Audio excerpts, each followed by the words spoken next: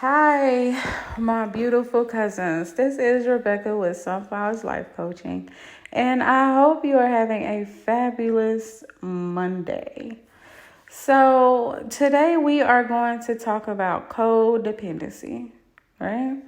And codependency is a trigger for me because I have codependency tendencies. I have a lot of codependent traits, and it took me 31 years to figure out that I had codependency issues.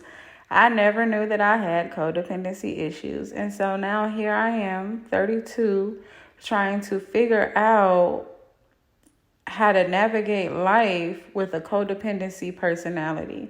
And when I say navigate life, I feel like this personality, it can be cured. It can be fixed, quote unquote. But I don't necessarily feel like it should be fixed or, like given a fix all. I feel like it should be enhanced so that way I can navigate life and create my boundaries and stand on my own self-worth and self-love and self-esteem. But also, I don't want to have to rely on someone else for my own happiness. So when I say it doesn't have to be fixed, because there are some characteristics within codependency that I thoroughly like. I enjoy making whoever I am with happy. I enjoy making them feel loved and making them feel everything that they need to feel. But in the same sense, I also enjoy standing on my own 2 feet and setting my boundaries. So, and I think there could be a happy medium within it, but I'm going to name off 10 common signs of codependency. And then we're going to go over what codependency is and some tips on how to break that cycle. And if you feel like you can't break that cycle, then hit me up at sunflowerslifecoaching@gmail.com, and we can go over some ways on how to build up your self-esteem and your self-worth and set some boundaries, and also learning your attachment style. And one of the next video podcasts will be going over attachment styles. So the top 10 common signs of codependency is number 1, needing someone to validate your emotions. You need someone to acknowledge that you feel a certain type of way, and you want them to like kind of coach your ego, like, boost you up a little bit, which is, that's fine. But once it's coming down to needing that all the time and not being able to validate your own emotions and standing your own ground, then that's when it becomes a problem. Number 2 is lack of self-esteem, self-worth, and self-love. If you go through any of my podcasts, baby, you will know that this is most definitely me. And I am not afraid to say that I deal with lack of self-esteem, self-worth, and self-love. But I am working on it. And I feel like life is a never-ending journey of healing and re-healing and trying to heal all over again. So the need to control the way people behave. With this is like you want someone to act a certain type of way. You know that man is a cheater, but you want him to be faithful. Okay, sis, yeah. Like you want them to do everything you want them to do when you want them to do it. And that's not life, and people change every 7 years. So, and that's why marriages are so hard, because every 7 years you're a new person. Every 7 years your spouse is a new person. And so now you're not only navigating life with trying to create or trying to figure out who you are now or what you like and don't like now, but you're also having to navigate your marriage and your relationship with who your partner is now and who they are and if you like them. Right? So prioritizing someone else's needs or wants over your own. The relationship is always one-sided. So with this situation, like, for instance, you could be hungry and your partner could be hungry and you would make sure they ate, but you starving. And they eating because they don't care if you eat. Or you want to go out or you want to go hang out, but your partner is like, oh, well, I want to hang out this weekend. But they hung out last weekend too. Okay? So you idolize your partner. You put your partner on a pedestal. Like, you putting them so high that they up there near God, and you got the whole world thinking this person is just perfect. When in reality, they stuff stinks just like yours. You have a superwoman syndrome. You always have to be the strong one. Whew. Listen. It's okay. You do not have to be strong all the time. This year has taught me that do not tell me I'm strong. Don't tell me I'm strong, baby. I don't want to be strong. This year has taught me that I don't want to be the strong person no more. I don't. Like, I used to have everything knocked out, everything. I done did everything I needed to do. I'm on top of everything. Like, don't worry about it. I got it. No, not anymore. Like, I'm sorry. I don't want to be Superwoman anymore. Like, I want you to do your own stuff. No, I'm not washing dishes. I washed dishes yesterday. You need to do it. I pay these bills just like you do. Okay? Like, no, I'm not taking the kids today. These our kids. Ours, not mine. These are our kids. Like, you go and it's your turn to do the doctor's appointments. Like, come on. Right? You take the blame even when you're not to blame, avoiding conflict. I feel like this is a lot of women in marriages and long-term committed relationships, or even men. I've come across a situation recently where I've met a man who takes the blame for situations in the relationship just to keep down the drama. And I'm to blame for it as well. I've been in relationships where in order to avoid drama or in order to avoid hurting someone's feelings, I would say, okay, I'm sorry, you're right, I did it. Like, for instance, let me give you an example. Let's say, for instance, I don't know. For instance, you post something on Facebook and you post it because you genuinely just liked the post. Like, you felt like the post was real. You didn't really necessarily feel like the post was geared towards you or geared towards your relationship. You just felt like you could agree with the post. And so you share the post, and that creates an entire argument that you never even thought was worth even an argument. And so now you're sitting here like, wait, what is going on here? But in order to avoid, arguing further, you say, you know what? I'm sorry, you're right. I knew that was going to make you feel some type of way, and I did it anyways. When in reality, no, I wasn't even thinking about you when I made the post. Taking on someone else's feelings, emotions, instead of keeping your own feelings and emotions intact. We call this being an empath. Let me say this again. We call this being an empath. Okay, so you take on someone else's feelings and emotions instead of keeping your own feelings and emotions intact. This is emotional immaturity. You know when someone is feeling some type of way, and I don't think it's something that we do intentionally. I don't think we intentionally be like, oh, okay, you sad and depressed, so I want to be sad and depressed too. No, I think it's more so, I don't like you feeling sad and depressed. And so if you're sad and depressed, now that makes me sad and depressed because I want to see you happy, even if that means I'm miserable. So if you being happy is me being miserable, then I'll be miserable. When in reality, it needs to be, oh, you not feeling good today? Oh, I'm sorry, but I'm going to keep my same attitude and mentality, right? And feeling guilty when you do something for yourself. I feel like women, caregivers take this on. Like, we be, for real, Superwoman. Like, we be in the kitchen cooking. We be in the kitchen cleaning the house, going to work, coming home, taking care of the kids.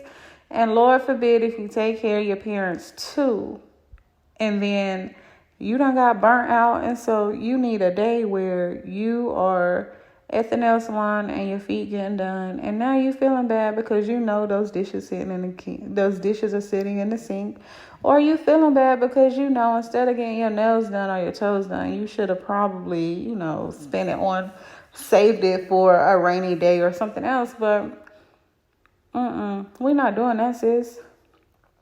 Overwhelming fear of rejection or abandonment. So this is the 10th and the final one. So overwhelming fear of rejection or abandonment.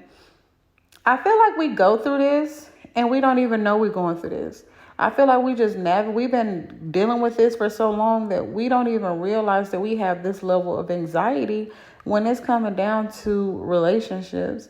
So we navigate through life with this anxiety that we have to deal with on the inside. And we don't even know we have it because we just been living through life for so long. It is what it is. So now that you know what codependency is, how do we heal from it? Like, how do we deal with it? How do we let it go? Like, can you heal from codependency? You heal from codependency the way you heal from a broken bone or a broken arm or a broken leg. Anything broken, you can heal from it. And you heal from it by acknowledging the pain. Right? If you break your arm, you just don't say, oh, I got a broken arm, or, oh, no, I'm fine. My arm's just broke. You look and you be like, oh, no, I got a broken arm. I need to go to the doctor. So now you go to the doctor, you get your arm set, and your arm is on the way to recovery. So you acknowledge that pain. You acknowledge that the pain stems from an unhealed aspect of yourself. But you have to really sit down and sit with yourself to figure out what part of yourself isn't healed. So you can always start by learning your attachment style. There are 4 attachment styles. You have secure, you have avoidant, you have anxious, and then you have a combination of anxious and avoidant. You want to learn your attachment style so that you can figure out like what part of your childhood is broken and that you need to heal. So we need boundaries. So you need to build some boundaries. Figure out what areas in your life you need boundaries in, and you stand on it. You stand on it 10 toes down, and you don't care what anybody say, because I'm here to let you know people who are meant to be in your life will never cross your boundaries. And if they do cross your boundaries, they will apologize, they will correct the situation, and they won't do it again. Practicing self-love and self-care. This is major for anything and anybody. Listen, every day take 15 minutes to yourself and you relax and you practice your level of self-care. I don't care if that looks like writing in your journal. I don't care if that looks like taking a bubble bath or whatever you need to do. Practice self-care. Learn to say no. It's okay to say no. Tell them no. No. No. No. No. I want you to take a day where every question somebody asks you, the answer is no. Learn who you are again. Learning yourself. Learning to stand up for yourself, to love yourself. Learning who you are. All right, so these are the 10. We have 10 signs that you can identify to figure out if you are codependent. And then 5 ways to heal or fix the codependency. So what is necessary? So what is like codependency? So codependency is really the need to feel needed, or you have to rely on someone else for their constant approval. Codependency is often a very big byproduct of an unhealthy relationship that you had with your parents growing up. So if your parents weren't always there, then 9 times out of 10, there's some level of codependency that you're dealing with. You're still trying to control your environment so that you don't feel that level of abandonment again. Codependency can happen in any situation. And when I say any situation, baby, I mean it can be with a dog. It can be with an apple.